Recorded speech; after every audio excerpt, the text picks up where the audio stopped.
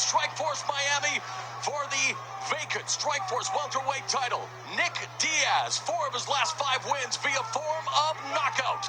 While Marius Zaromskis looking to become the first fighter ever to hold major titles in Japan and North America at the same time. Judge, are you ready? Judge, are you ready? Judge, are you ready? Fighter, are you ready? Fighter, are you ready? Fight! 5-minute rounds to determine history at Strikeforce, and warning, Zaromskis quickly goes to the kicks, tags Diaz with a quick combination, and Diaz now with that reach finds Zaromskis as well. Overhand left by Diaz, already hurting Zaromskis. Nick Diaz finding the range on that left hand already. Man, a slugfest early on here. We did not anticipate anything less, and Zaromskis kicks Diaz, who doubles over looking for the single leg early. He took a big knee right before that single leg. I think it convinced him to jump on that takedown. In many ways, Zaromskis very similar in his style to Kung Lee, the former Strikeforce middleweight champion. Frank, you were in the cage with Nick Diaz not too long ago. What impressed you the most about the Stockton bad boy? He just has weird angles of punching, and he's consistently repetitive in combinations with his hands. They don't hurt, but they scramble your brain and they confuse you. So if they don't hurt, how do they scramble your brain? I don't know. They don't hurt. They just keep confusing me. I think because he keeps throwing punches and bunches. Now, Nick Diaz usually he's spent his whole career fighting guys in orthodox stance, but Zaromskis is a southpaw. Didn't have any problem coming in with that left hand. Both of them southpaws in this fight, and Diaz now working away on the legs of Zaromskis, doing the homework, wanting to make sure, hey, if you're going to deliver that kick, it's going to be a lot heavier and it's going to hurt a lot more than you're accustomed to. Zaromskis seems frozen in this position, and he's getting whacked by that knee, and that's going to hurt his chances to move around and deliver those kicks. That leg is going to blow up terribly, and his biggest skill set, which is movement and versatility, is going to be gone. I know one thing, every time Nick Diaz is on the card, the CompuStrike employees cringe just because of the sheer volume of strikes this guy delivers. Well, this simple strategy of beating up that leg, I think is going to pay huge dividends if we get out of this first round. Well, he's pinned Zaromskis against the fence, and Zaromskis definitely has to circle away, alleviate the pressure being put on him now by Diaz, taking him, looking to run the fight. This is not good. Oh, Zaromskis backs away, however. Left hand connects by Diaz, using that reach again. Zaromskis has to close the gap, and quick. That short strike hurt him, stumbled Zaromskis a little bit. Now again, Diaz unloading the lefts. And he's landing them. And Diaz always throws caution to the wind. Tag by Zaromskis with a series of hammer fists. And Diaz quickly now shelling up in a turtle position. I was going to say, he always throws caution to the wind by dropping his hands. Hopefully now he's going to respect the power of Zaromskis. I think he's figured it out. Stop. He recovered awful quick, though. Referee. I'm not going to tell you anything. Go. There's a warning here. Zaromskis, in some ways, threw caution to the wind and just gutted out the knockdown. And there's blood now dripping from the face of Nick Diaz. And Zaromskis now smells the blood, beginning to time himself, but Diaz still beating him in the punch because of the reach advantage. This is an absolute war. We anticipate anything less than Zaromskis. There was Diaz timing it, catching the kick. Timing, catching that single leg. This is a dangerous game for him. Well, the partisan crowd here in the United States in Miami cheering Nick Diaz.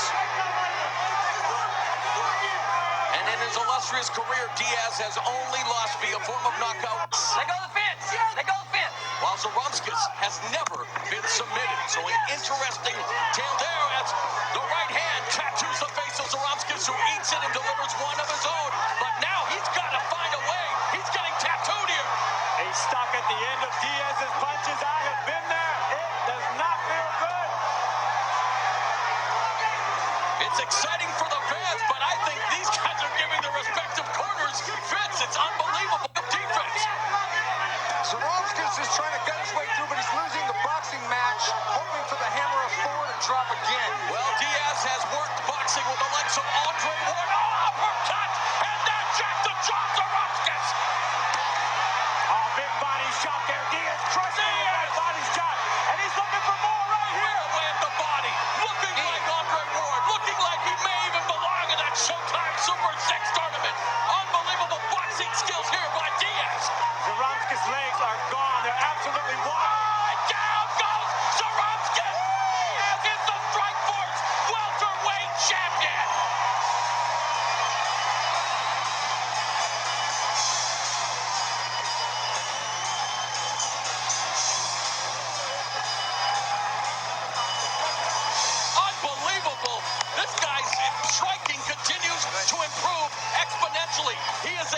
Cesar Gracie Brazilian Jiu-Jitsu black belt.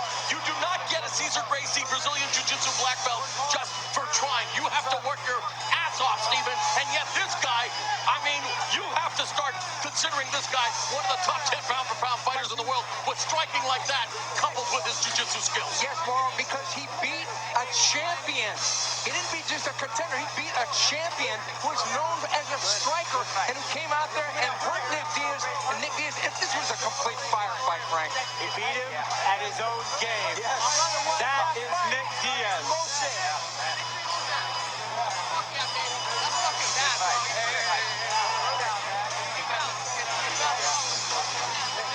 Well, Jaromskis got his attention late in the round with a nice exchange, and he did it by moving forward in that knee. And a quick hook. Look, Diaz shied away and started looking for a place to fall. I thought he might get finished here. Jaromskis jumped on him. Made a mistake here, I think, though, in staying on the ground and letting Nick Diaz recover. These little short shots, they're letting Nick recover. And you got to stay on top of Nick if you're going to hurt him. He's in too good a shape to let off the hook. Without a doubt, Diaz belongs at 170 pounds. This guy's physical attributes are amazing. Amazing. And when he comes in with punches, like, look at this finishing combination.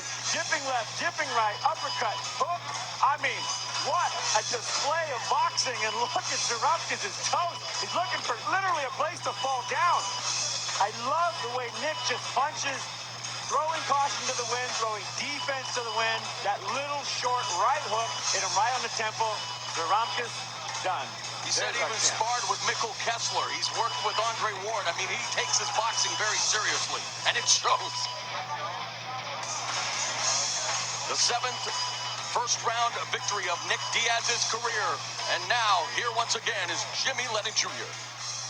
Ladies and gentlemen, we have the time. 4 minutes, 38 seconds in round number 1. Our referee in charge, Troy Waugh, stops the contest due to strikes. He is the winner by way of technical knockout. He is now the Strikeforce World Welterweight Champion, Nick Diaz. Pardon my language. He's learning some manners there. Captain Cannabis may soon become Captain KO as he's standing by with Steven Quadros. Okay, Nick. Yeah.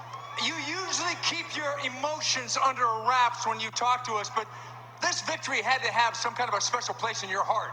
No, I'm just ready to go home and eat, you know what I'm saying? Practice your nunchucks? Yeah, some nunchucking skills. Okay, but Jaromskis, he came out there and he kind of initiated the firefight. Did you think that that was a disastrous plan? No, I knew he was going to probably run and jump at me, you know what I'm saying? But, you know, so I prepared for that. Prepared for everything. So I worked hard.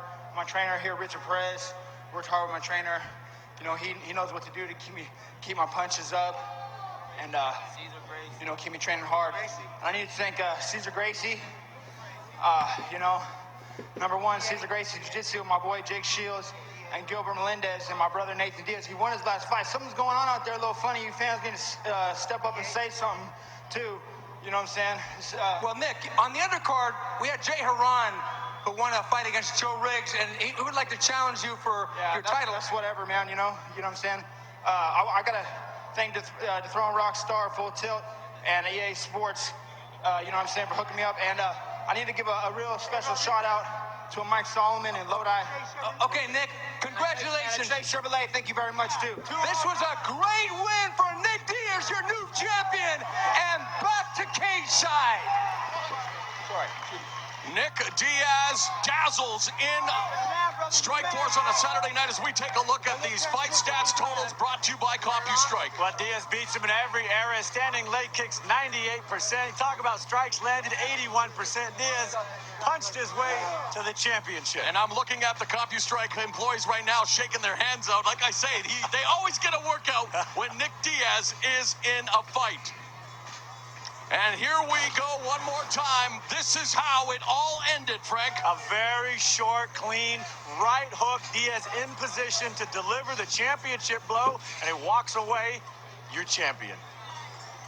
Nick Diaz, Strikeforce welterweight champion, making history as a California-based promotion's first title holder at 170 pounds. All right, coming up in February, Showtime premieres premium television's